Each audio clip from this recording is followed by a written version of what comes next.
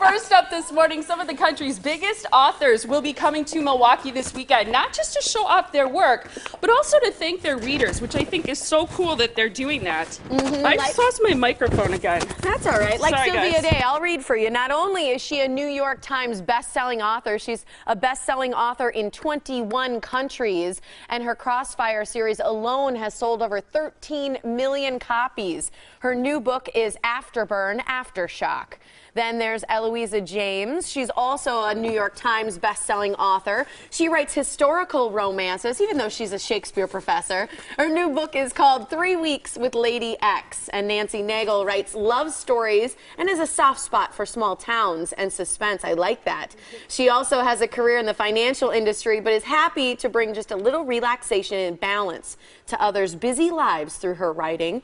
And her latest book is called Mint Juleps and Justice. I love mint juleps. Any book that with that title is about going to that be time, good. too. Yeah. Sylvia, Eloisa, Nancy all join us right now on the yellow couch because this weekend there is a special reader appreciation lunch. It's happening Saturday. That's sold out. Yep. But in just a little bit, we're going to tell you about 2 events that are open to the public where you can meet some of your very favorite authors. Good morning, ladies. Thanks for being here. A long introduction so we can give people a little bit of background on all of you. It's fantastic that you're here, and I think it's impressive that Milwaukee is able to draw the caliber of authors. Have you been to Milwaukee before? How's it going so far? It's my first trip. Okay. I've been here for academics. The university is great. Okay. And How about you? This is my 3rd visit to Milwaukee for this reader luncheon. So, Yeah, is it cool to be able to meet with your readers? oh, it's so much fun, yes. And the event's gotten bigger and bigger each year, so I get to make more and more Milwaukee friends, and folks are driving in from other towns too. So Fantastic. It's great. Well, yeah. and that speaks to why it's sold out so quickly. I mean, people just, they know this event, they love the event, but again, there are going to be other opportunities to meet people. So let's kind of break down some things that you guys are doing. Let's start with yours, the Mint Juleps book. Where did this kind of come from? And you really like setting things in small towns, as we said, including in Adams Grove. This is part of your series. Yeah, Adams Grove is a small southern town in Virginia, which is where I'm from. So all my books are southern and have kind of that light, family, fun feel to them. And Mint Juleps and Justice is the 5th in the Adams Grove series. Where are you from? Where's your accent from? Virginia Beach, It Virginia. is from Virginia Beach. Yeah, so I live a little more southern in Virginia now, but that's where I grew up. Yeah. I always think series are interesting. I always wonder if series books sort of write themselves. What about your latest work? My latest is vaguely connected to a series, but I have to say they don't write themselves. They're actually more hard. They are? Do you have to one reinvent new series- things to happen to the same characters? You have to keep in touch with what happened to them. So I had one series of 6, and the last book did very well, but I got about 100,000 letters saying, how did he lose 2 years? These things happen. It's wish fulfillment. He got younger. How did you come up with the name Thorn for your main character? Well, I needed him to be tough because mine is, it's historical romance, but he is not a duke. He's the illegitimate son of a duke, and he made a ton of money, and I needed a tough nickname that he could have been given because he grew up on the streets. So, you play around with a ton of names. Romance novels, it's one of the most popular genres. What's the key to a good romance novel, in your opinion? I think it is escape. Essentially, I mean, a romance is not like literary fiction in that you enter it and it has to move fast, the pacing has to be great, and it has to take you away from whatever you're doing at that moment. Whereas literature might challenge you on what you're doing. It might challenge you on your race beliefs or whatever. Romance is like, let's just escape. Let's go. Is it easy or hard being a professor of Shakespeare to go into romance? I think it's a perfect balance, actually, because I teach Shakespeare during the day, and that's people walking and talking in the past, right? But then you write an article for Shakespeareans and 3 people read it and one of them was in China and you never meet them, and then you write a romance and you got letters. They wait till midnight when the book downloads from their Kindle and they're writing you by the next morning. They stayed up all night. So believe me, my students do not stay up all night studying for my exam. Do you assign your books to your students ever, just for fun? Like, here's your assignment. You have to read my latest book. Well, not really. I have a publishing course at the moment, and they are reading it for that. And for a lot of the boys in the class, and many of the women, it's the first romance they've ever read. So that's going to be interesting. We're discussing that next week. I think so too. Sylvia, your series have been incredibly popular. You've got some very loyal followers, readers who love your work. What about you always reinventing and coming up with new ideas for your series? Most writers would tell you they're never going to run out of ideas. We have more ideas than we know what to do with, which is one of the great things. They were both nodding their head. Yeah, we usually have a file folder somewhere, whether it's virtual or an actual one, where we jotted down notes on a piece of paper of ideas that we hope that we're going to get to someday, and usually, you end up with some that you're never going to get to. But. Do you ever compare your own life to the lives of the people in your books? I mean, who can live as exciting a life as the people you write about in your books? Well, my characters are pretty messed up. And that's really why we like them. You don't like somebody because they're perfect. Right. Their perfections are kind of the things that irritate you. What you fall in love with about a person is their flaws. So, there's a lot of times that I look at my characters and go, thank God I am not like you. That's usually pretty typical, more so than I wish I had that, or, Yeah, I get that. And you have 2 more books in the Crossfire series coming out, is that right? Yes. Captivated by You is next. That's number 4. And then we'll wrap it up with number 5, which we haven't released the title for that yet. And you have a new series coming out, The Blacklist. Yeah, the Blacklist series, which will launch next year, and that follows an entirely new couple. It's not related to the Crossfire series. I think that's so How cool. many are you slated for a certain amount of books in the Blacklist? 2. 2 books. 2 books. Okay. Do you already know what's going to happen in those? Yeah. You do? Yeah, there's things that happen and surprise me along the way. I mean, some writers are very good at kind of plotting the whole story out in advance.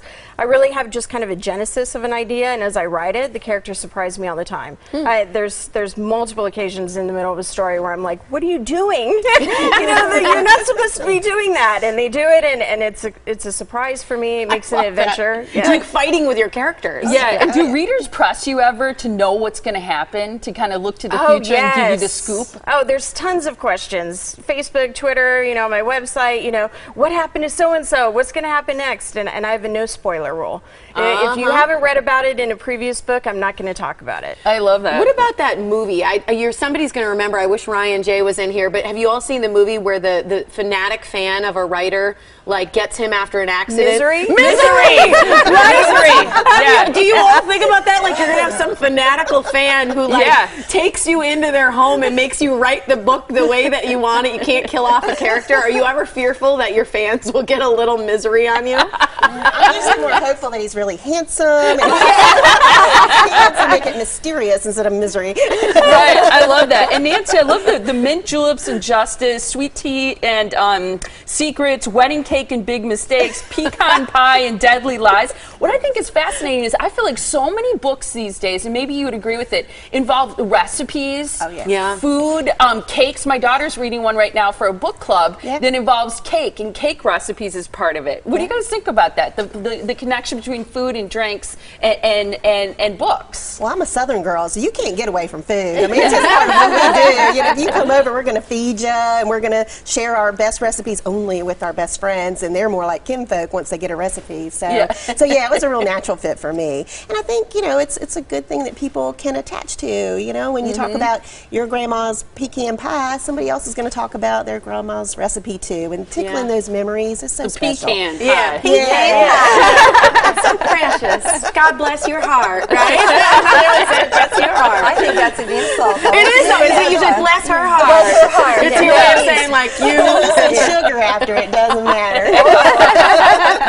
What about, okay, so obviously you have a lot of fans of your work coming, but there are a lot of people too who go to these reader appreciation events and things like this that want to become writers. So what kind of advice do you give to people? Because so many people say it's really hard to get published, other people self-publish.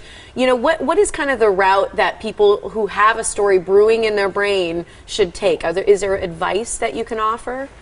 Nora Roberts said recently that anyone can publish a book, not everyone can write a book. And I think that's very true.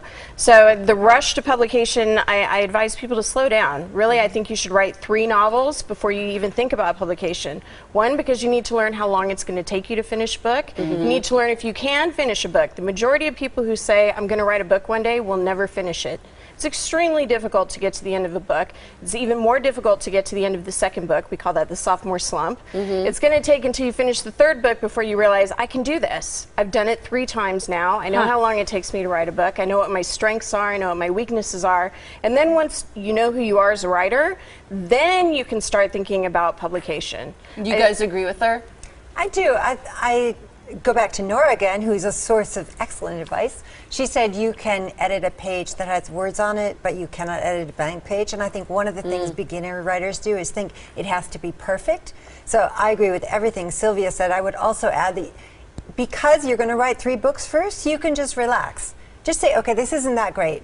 I often look at a page of writing and think, oh, I'm terrible today.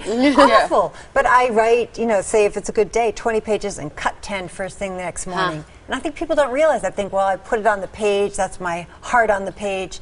And they don't realize that you write 20, you cut 10. Yeah, you have a lot to of be editing. a vicious editor. And you have to learn that. So let yourself be a bad writer and know that you can edit it. Yeah. Well, and if you have a book in your heart, I think you need to sit down and do it, and don't wait till you have time. If it's only 20 minutes a day and that's all you've got, write. And finish it. And that's the key. You have to get to the end. So. We asked our friends on Facebook, what's your favorite book to recommend, or what book do you always recommend? And just real quickly, because we ran out of time, other than your own books, is there a book that you always like to recommend? The Fifth Favor by Shelby Reed. It's an excellent romance. Very, very emotional. Okay, I like it. I usually recommend Loretta Chase's Lord of Scoundrels, which is sort of the perfect historical romance with an incredibly rakish hero. Rakish, I like that word. And that is Time is a River by Mary Alice Monroe. Time is a River. Time is a River. Okay. Yep, set in the South. It's a wonderful story. That's Good great. stuff, you guys. Yeah, thank you so much for Thank being you. here. Really Thank you. appreciate your time. It's a pleasure. fantastic. So here's some information, because you can still meet the authors. We told you about a sold-out event that's happening Saturday, but here's the good news. You can meet the authors. It's open to the public. It's happening tonight, 6:30 at the Crowne Plaza Hotel, which is at the Milwaukee Airport, located on South 13th Street. And then again Saturday, tomorrow, which is fantastic, from 3:30 until 4:30. So just an hour tomorrow, another opportunity for people in the public, for you to meet the authors and say hello and press them to find out what's going to happen in their books. Yeah. Thanks Great for to being meet here, you guys. ladies. Thank you so much. you. It's Congrats fantastic. on all your success. Thank Absolutely. you. Thanks for having us on.